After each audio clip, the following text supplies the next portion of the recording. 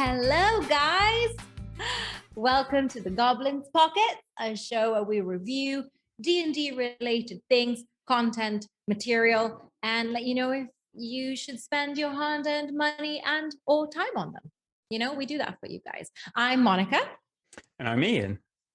Welcome, Ian. Hello. Hello. How you doing? I wasn't picking my nose. I was scratching my nose. There's a difference. Disclaimer. Thank you very much. Also, I have a disclaimer that Ian suggested I make. There's a thunderstorm where I am in Italy right now, and I don't know how that will translate onto the mic. I'm not farting. I promise it's thunder. I'm just saying, just in case. I don't know how it sounds like. Sure. Just checking. Yeah. I checked. Promise. I've already checked the weather in Milan. There's no rain in Milan. Just clear skies for miles. Yeah, no, it's pouring down. It's kind of worrying. So if you see me looking in the distance, it's because my house may be swept away. Who knows? I hope not. But global warming. If Monica disappears, I'll just continue without you. You know. Yeah, just you're a good captain. You'll go down with the ship. It's fine. Yeah, I'll go away with the ship. Yeah. In this case. Goodbye. So today, what are we going to talk about? I thought we could talk podcasts. We are going to talk podcasts. Let's talk about one particular big podcast. Yes. We've had some requests for this, and again, if you've listened to this podcast, just enjoy us reminiscing and talking smack and praise about it. And if you've not listened to this podcast, then where have you been for the last? But welcome. 8 years or something mad like that. So yeah, they're big. Yes. Today we are talking The Adventure Zone. The Adventure Zone. What's your experience of The Adventure Zone, Monica? The Adventure Zone is my second ever actual play podcast that I've ever listened to. Okay. It was recommended by a friend. Actually, now that I think about it, it was recommended by my partner who does not play D&D. However, he knew the McElroy brothers, who are the producers and the people. Yeah. Boys have got a lot of podcasts. So many. I don't think I can actually say all. I can't think of all of them. I mean, I definitely listened to a couple of them. And yeah, they've got a little empire going on. They have. If podcasts have an empire, theirs is an empire. Yeah, so for those of you who don't have any experience of the Adventure Zone or the McElroy family, in a nutshell, it is a podcast where the players and DM are three brothers and their dad. And if you listen to any of their other podcasts, it's mostly a family thing. So it's either one of the brothers and their partner, or two of the brothers, or three of the brothers. Brothers and friends, and they get friends in and stuff like that. But it's very much a family-run thing. In a nutshell, the Adventure Zone, it's been going since 2014. And I think in total there's about 143, 144 episodes or something like that. That's a lot of the main campaign. More campaign. Than that. Yeah, I think it's like 170 at this point. Well, this is it. They got plenty, and that's not all the same campaign. They have, I think, 4 main campaigns. They do. 3 of which are D&D. Yeah, I was going to say, not even all the same system. One of them is Monster of the Week, which is a great system. If you've not heard about that, I've got the book for that, and I'm a big fan. So every campaign is completely different. I guess where to start? Go on. Tell me about what you've. Well, I can tell you what I've listened to, because between us, you're the one who has stuck with it the most, I think. Mostly, probably. I have listened to all of the season 1, campaign 1, known as Balance. Balance is number 1. They have 69 episodes. Lol. I'm sorry, I'm a child. They finished that campaign, then they had a few mini series throughout the years, especially in between big campaigns. Then I listened to most of campaign 2, known as Amnesty, which is comprised of 36 episodes. And then I kind of started to lose interest a little bit. I think I was just investing so many hours in Critical Role, as you guys know, plus other D&D related stuff. I was playing my own games at this point. So I think I kind of just lost interest a little bit. But I can say that Balance, therefore campaign 1, it is one of my all-time favorite I think, D&D again, podcasts. talking to our listeners here, if you've never heard of the Adventure Zone, I know a lot of these bigger podcasts can be quite imposing. When you look at something that's got 150 episodes plus, you're like, where to start? Fuck do I start? I would quite honestly say, especially if you are new to D&D, start right at the very beginning, because they are also new to D&D. I think Griffin, the DM in that one, had played 4th edition, and there might be so, but for the most part, they are learning as they go. They play the out-of-the-box starter set pre-built characters. So they've got the cleric, the wizard, and the fighter. And so they are very new to all of it, and there's a lot of mistakes and a lot of learning as they go, and they're all learning as they go. The DM's picking it up, making it up as they go, and it's a great experience to grow with. If you're a very experienced Dungeons and Dragons player and listener, I would say you could probably jump in at any of the campaigns, really. They're all so different, and they're all very, very different. Yeah, that's it. Like you said, the first one's like 69 episodes. I It mean, is 68, it's kind of like it's quite a neat little package. And I think most of the much shorter as well, shorter episodes than Critical Role, for example. So they're much more manageable. I think at the start they're around the hour to a 2-hour sort of slot, and then they get a bit tighter as things go on going forward. But yeah, it's fantastic. Right.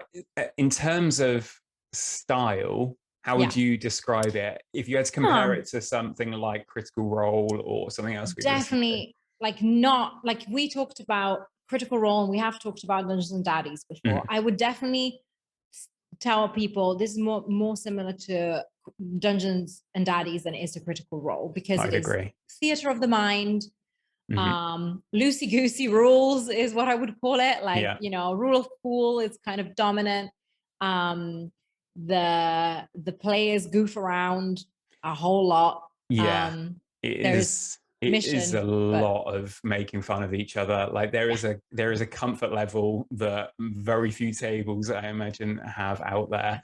That kind of family in jokes and lots of inappropriate. This is something I'll get onto maybe after we'll go after us.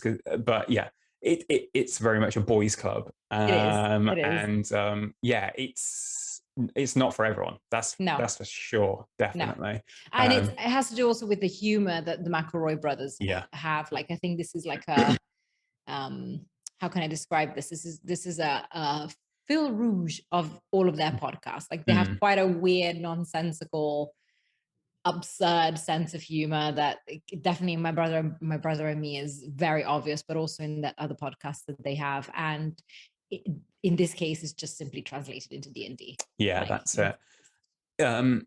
It is. I love it. I think it's a great podcast. There are things about it I probably shouldn't love as much as I do, but it is really entertaining, and we put a lot of emphasis on the comedy aspect of it. But my God, Griffin McElroy, the youngest of the brothers, is a fantastic DM. He's a fantastic storyteller. I think he was a journalist prior to. Yeah, he was. He worked for Polygon. This is it. They're all got writing in their blood and theatre as well. I know he did a lot of amateur theatre earlier on and stuff. They are great role players. They are great story writers. They're all really, really good. It's a great podcast. There's a reason it's been around. If you're listening to this, I would probably put money on the fact that you have listened to it at some point.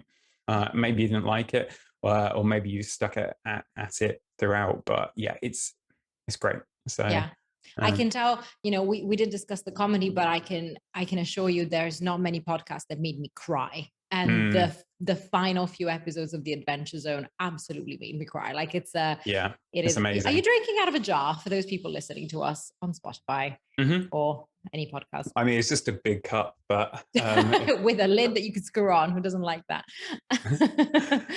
But yeah, I stand by it. Like, especially the first season really stole my heart. I wasn't as much of a fan of Monster of the Week. I'm not sure why. I can't put a finger on it. I think it's just because maybe the characters I didn't bond with as much. I'm not really sure. I think all the characters in the first campaign were so real, were so like flawed characters fundamentally. I think that's a common trope with lots of D&D or series based things, is when you get really attached to somebody and then you start from the foundation level on the next one, it's really hard to get as invested. You want the old characters back, you want things, it's that familiarity, isn't it? Exactly. And also the balance was, I think it makes sense. It was their first campaign, so they all went into like roles that they can master, like Travis being the fighter and Justin being the doofus wizard and Clint being the cleric who doesn't know how to cleric, like all these things, which is kind of true. All these things were so natural to them. And I think then they changed for the second one. I think I just didn't get quite the same vibe. This is not to say that the second, third, and fourth campaigns are not worthy of listening. I think they absolutely are, but they're very different vibes. Yeah, for sure. That's an opinion definitely there. I mean, so you've got we've got D&D, then it goes to Monster of the Week, then 2 more D&D podcasts. Yeah. We've also got Griffin DMing and then GMing, same thing for the next season. And then Travis DMs the third season Graduation, and then it goes back to Griffin. I, hands up, listened to about 5 episodes of Graduation and I bailed. I bounced hard. Like Travis as a DM, not for me. Like it was it's hard. It's hard stepping into someone else's footprints or in someone else's trousers, whatever you want to call it. Shoes. Yeah. I don't know why you step into people's trousers. I mean, stepping into someone's trousers. Everyone knows that saying. He gave it a good go, and it didn't work for me. I'm sure there are people that loved it. I know for a fact there are lots of people who loved his DMing style. It's just I had the same.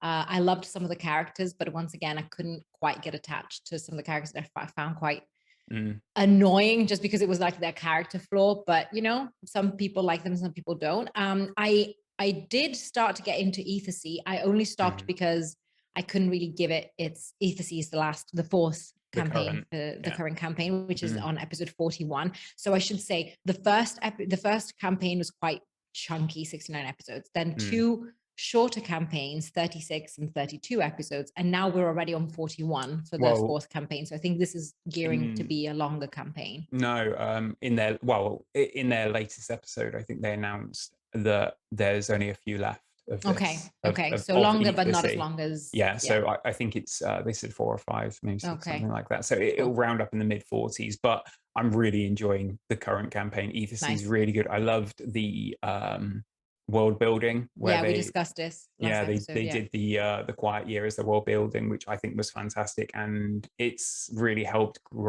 create something that everyone's invested in.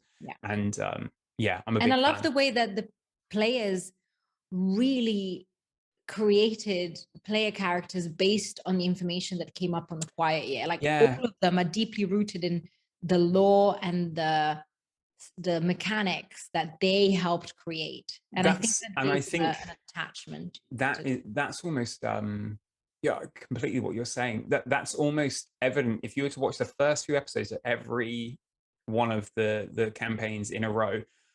You've got the first campaign where they are literally handed character sheets and they said work with that. So they don't put too much thought into it. They create a character and don't worry about anything else to do with it. And that's really there's quite an organic feel to that. And then you go to Monster of the Week and everyone's a bit more like, right, we kind of know what we're doing now. Let's make something. And you've got these really like juxtaposed different characters, and they get on and they have a relationship. And then in Graduation, it just felt like everyone, it's a fucking free for all for what's the weirdest connection, like race and class sort of, like they just went for it. And then I feel like Ether C dialed it back into where it became more of a collaborative process to create these characters and players, like the player characters together. I think it's a better way of doing things. But I think as well as these main campaigns, if you do get into this, there is so much bonus content. They've done so many live shows, and they actually they have their own like network, the Maximum Fun Network. Maximum Fun Network, it's like a podcasting network, but also it's got like its own built-in kind of membership Patreon sort of like structure framework sort of thing to it. So you'd sign up to Maximum for Fun and you get shitloads more access, like literally hundreds and hundreds of hours. So I actually haven't done any of that because I feel there's plenty of free stuff. So much stuff that you can access. If you are a super fan, we'd love to hear your opinions on all of that bonus material. And if you become a super fan, like there's loads there for you to consume. The Adventure Zone, it's a monster, and I think they've done really well. Even so, though, I think at current, I was listening to one of their kind of like catch up episodes not that long ago, and I still think they've only just hired in a podcast editor. What? Seriously? So they've been doing it since like 2014. I think they've been doing it themselves ever since. So I don't think stunning. Like I don't think they're making shitloads of money off of it, but I'm pretty sure all of the podcasts combined support them, and now they can afford another employee. So it kind of goes to show the different models that you can have. Like I would say quality-wise, it's on par with, in my opinion, better than Critical Role and the stories and that sort of thing. But Critical Role is just... it's just such a massive production. Oh my God. I don't know how they've made so much money and got so many people, and how they've made... I mean, what is it, marketing? Can I blow your mind a bit more? They have now created a music production studio called Scanlan Shorthold Music Productions. I don't know. Because now they produce D&D music for D&D campaigns. So, they're like... This is it. Their business management... the McElroys need to speak to Critical Role on how I think they're just completely different. Monetize, the McElroy created a podcast empire. Critical Role created a tabletop action or actual play streaming empire. That's kind of what they did rather than podcasts. I think the McElroys are doing incredibly well on the podcast side, because from what I remember from listening to the Adventure Zone, they mentioned that specifically the Adventure Zone at some point became so popular that they were able to use it to help their dad stop working and only work on the Adventure Zone. But this is it. And, I think if you took the roots are like Critical Role went down the Twitch route, and they've gone purely podcast. And hats off to what they've achieved with their production company and all the people they support and the money they do make. But the Twitch route, from Critical Role's standpoint, it's been the moneymaker. The video, the sponsorship, the way that Twitch works as a donation-based platform, they've killed it. Like, absolutely, this is the Adventure Zone is not an example of how to run a business per se, but it is a very entertaining D&D podcast to listen to. Absolutely, 1,000%. And speaking of which, what score would you give it out of 20? Well, surely we should have a break first, and we need to. Well, because got more to talk about. You want to talk about something else? Okay. I wanted to give you a little update on what we talked about last week, which is. Oh, okay. You want to do that in the second half? I was thinking of doing that. What would you like to talk about in the second half? Tell me. I was just going to talk about more adventures. I could talk about it all day, but that's fine. You have asked me to keep you accountable for timing, Ian, and okay, cool. All right, Adventure Zone. Don't worry, I will let you speak a little bit more about the Adventure Zone. I can I'll give it. What would you give it out of 20? I'm going to be the party pooper this time Mhm. because I lost interest. So Mhm. I'm going to give it a 13. Okay. Just still decent. Pretty It beats the brutal. DC 12 though. Yeah. So it's not like I would say this is my cup of tea. It's a comedy podcast, which I will always say it's still got really good writing and story and structure. It's a great example of how I think a good D&D game should be played. And I think I'd give it a 17. decent. Yeah, I would give it higher, but I didn't enjoy Graduation. And yeah, I think that one of the things I was going to talk about a bit further is just kind of it's the family aspect, the boys club thing is getting a bit old. Like Okay. I can't even think if they've ever had a guest on, They have or not. They've not had guests on. they've never had anyone No. other than the 4 boys playing. So I think, from a diversity standpoint, I can't give it anything higher than that, because it is just boys being boys a lot of the time and very insular and that sort of thing. So it leaves, in this day and age, they could be a bit more, they could be trying some other things. And well, I will say though, and I realize that this goes away from what I said about, timing and, trying to be concise. However, they have been quite receptive to feedback from supporters saying that their characters and the way that they portray their characters needs to be a bit more varied. So they have included trans characters, in general, characters from the LGBTQ community. I think, I know that it's not even remotely as like good as giving those people an actual voice, or those people, what am I, like 80-year-old grandmother, giving the people that are talking about an actual voice. Yeah, it's not, speaking as a speaking as a white male, it's it is a bit like that. You can't just say, oh, I'm playing a gay character and that be okay. That's all right. It's like, it's not good. It is not representation. It's like going back to old school cinema where you blackface, you say, and go, oh yeah, okay, it's his representation. I'm the black guy now, and it's just like, oh gosh, like this is, I mean, and I know with D&D and role-playing games, the option to go out there and be anyone you want to be is what makes it so much fun. I've played other races and sexes and genders and all that sort of thing in my home games, but equally, like, this is a production listened to by millions of people, and it's like you can only go so far, like, before it becomes offensive. Effectively, it has the pretense, it has the vibe of a home game, because a home game run by a family, but it forgets that it is not a home game. It is a podcast stream to a lot of people. So I think you're absolutely right there. Like, inclusion and diversity is not doesn't score very high. I don't want to leave it on a down note, but that's something they could work on. And, of course, I would definitely recommend it to listen to if you like comedy podcasts. And if you want to know what theater of the mind could be, just just like Dungeons and Daddies, I think it's a good alternative to understand how you could do things, just with your imagination. But I am very aware that I am a white male, so it may saying, hey, 4 white men is great.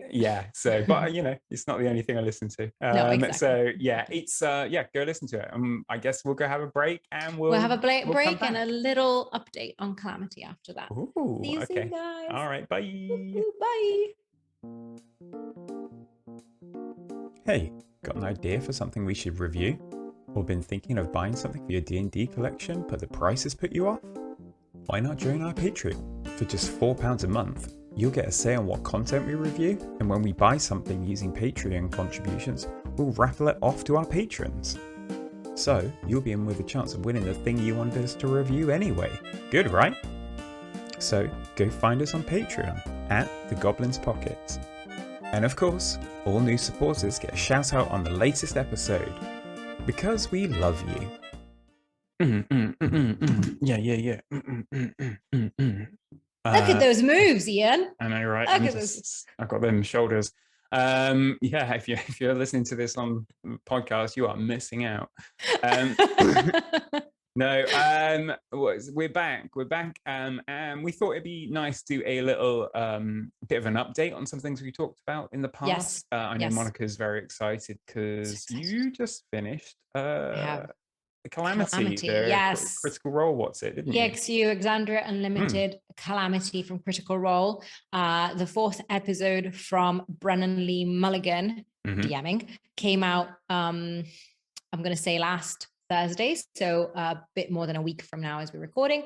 And I drank that thing shit up. Like, I was waiting to watch it. I have been a Twitch subscriber of Critical Role for this specific reason, because I wanted, like, some episode you just want to watch, you can't wait until the Monday, and I can confirm I watched it all immediately. It was still, I stand by my judgment, it was very good. And the thing that really impressed me was the pacing that Brennan Lee Mulligan had, the way that he manages to, like, move the story along and move the conversation along, and some moments that he chooses to use really vivid narration to really, like, give a horrific picture to his listeners. Like, I found that really astounding. He has a great mind, and yes, and he has a way with words. Yeah, my he does. He's goodness. A smart guy. Like, the way that he comes up with certain things that he says, just specific sentences that you're like, someone should just t-shirt that immediately, or someone should just write that as a tattoo immediately. Like, just the way that he comes up with these things, which really hit the nail on the head, really left me gobsmacked, as well as how attached I had become to these doomed characters. You know, like, they're deeply flawed characters in the Age of Arcanum, which is an age of horrendous arrogance from mages.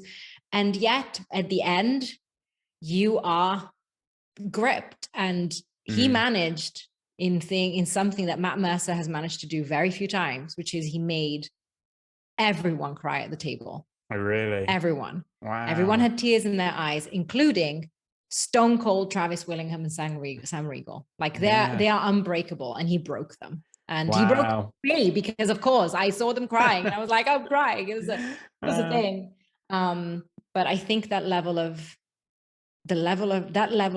involvement, considering it was just a 4-part miniseries, 20 hours, which I know sounds like a lot, but in order to get involved in characters and their story, generally you need more than that, right? You need even the campaigns from the Adventure Zone, which we've just talked about. They were 36 episodes or 41 episodes, 1 hour each. That's more than 20 hours. So I think what he's been able to do in such a short amount of time is really masterful. Well, yeah, I'm glad you really enjoyed it. I've just started the 2nd episode after, I want to say, trudging my way through the first. Fair enough. Slog. Like, it is a bit of a slog. Nothing happens, but I would say nothing happens, or nothing. I think it's crazy happens for the first. It's over 2.5 hours before, like, everyone's introduced. Like, it's fucking slow, and there's so many names and things that, we were discussing this. Just like so much going over my head.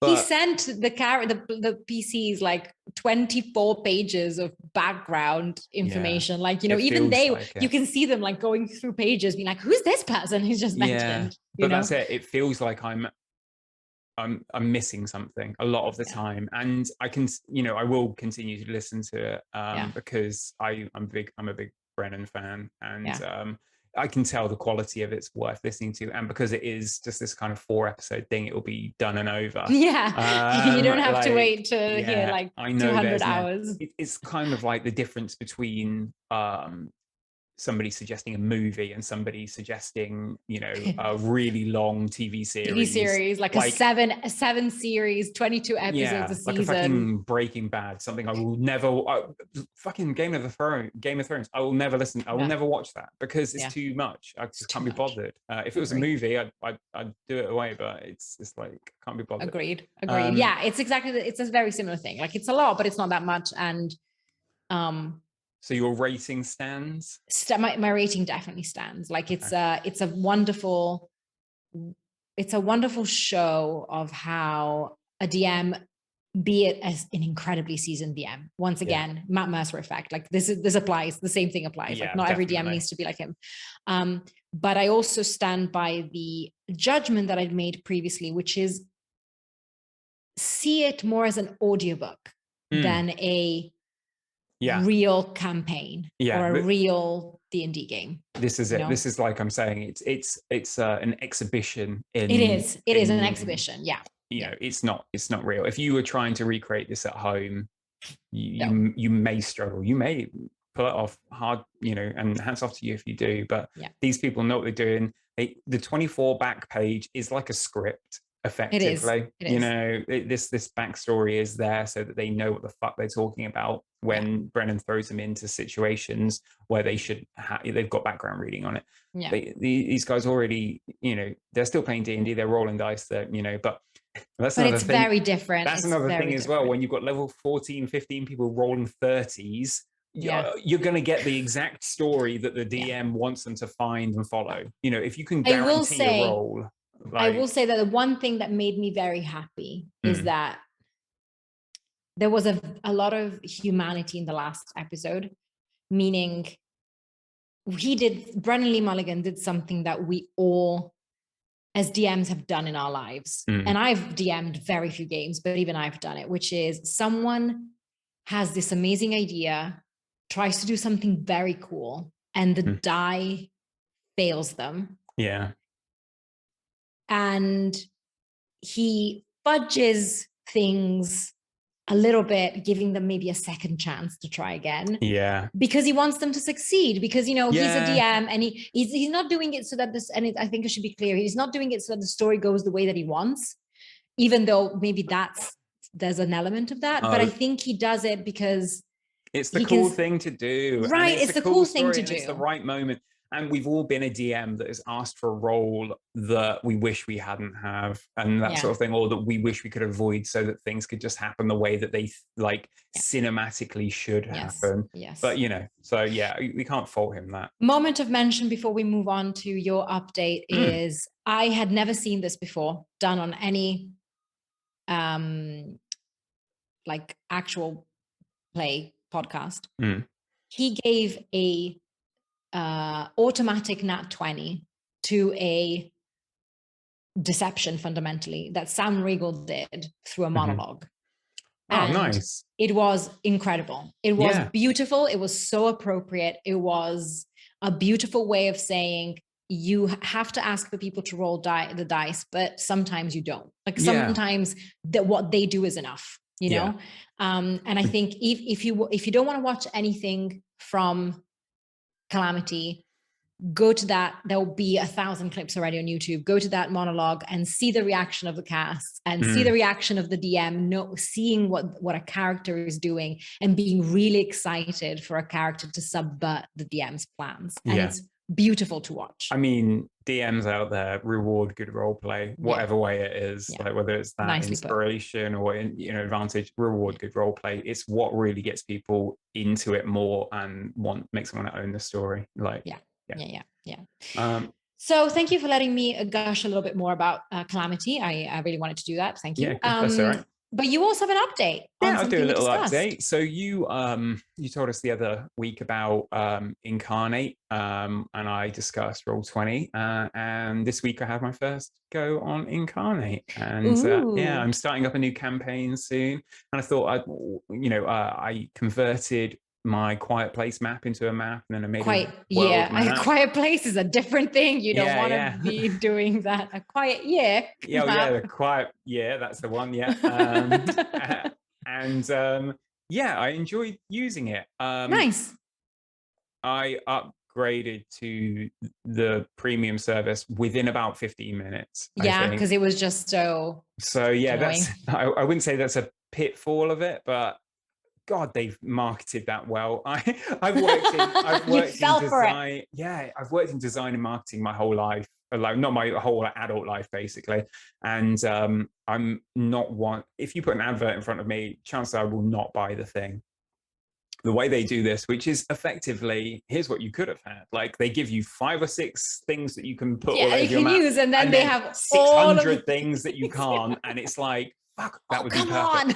Fuck, I need a volcano, and there's one right there, and it's just like, so yeah, I think it costs a couple of quid a month or whatever. It's 30 quid for the year or something. Yeah. So I bit the bullet, and I'm just starting a campaign now. So I thought it's the right time. You're going to create a few maps. Yeah, I am going to be making maps, and I built this TV with the the map TV, so I know I'm going to get my money's worth out of it.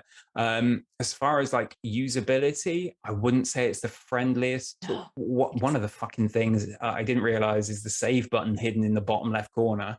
So I created a world map and didn't know what to do, so I was like, I'd go somewhere else. Came back, it was gone. And I was just like, oh well, I'm doing that again, because you don't auto save or anything. I'm glad to know that usability is not just me never having used an editing software in my life. It's just in general, it's not very there were definitely issues. I mean, I used Photoshop a lot, so layering and all that sort of thing, I get that, like I don't problem, but I could see that this could be a tricky tool. So having now used it for a few hours, I would probably rate it maybe, well, I've used Dungeon Draft as well, where if I want to hear anyone's opinion out there, if anyone can tell me that they like Dungeon Draft, you can fuck off, because that is horrible. That is a horrible, so it does score better app. At least. Yes. So it's better than that, in my opinion.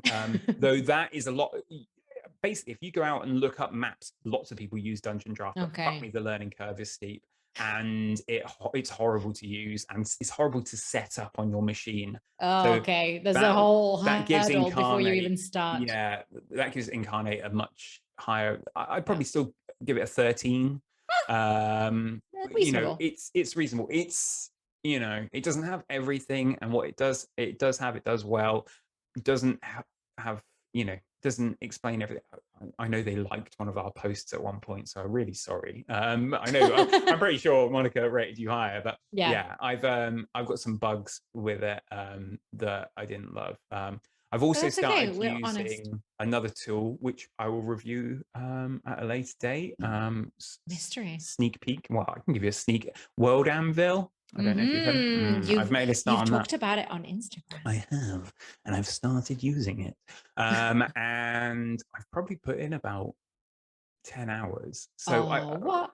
Well, this is I've probably got enough to do a review, but 10 hours you could have been spending on Calamity. I've got to prep my campaign for my new players. They've already given me lots of pats on the head and little heart emojis and stuff. They're loving it. So all of this, the love, it's worth it. Oh, the feels, give me the feels, players. Love Ian me. is just seeking validation, guys. I need you. I need you to love me. No, I do enjoy creating stories. We've got a session 0 next Friday, and we'll be using it in the session 0. So I will give a review coming up soon. Yes, I think so. Next week or two. So yeah, and I think we'll call it there. So that's it for us. We have an Adventure Zone and a couple of updates. As always, let us know what you would like us to review. Yeah, please do get in touch with us. We've had a couple of people reach out to us on the email this week, and hit us with some more. We hope to hear from you guys soon. Yes, email us at thegoblinspockets@gmail.com. Go on our Instagram at thegoblinspockets. I have to say this, Ian, because you're great at it. I'm terrible. Thank you. And we will see you very soon, guys. Yeah. Thank you for being with us. Bye. Bye.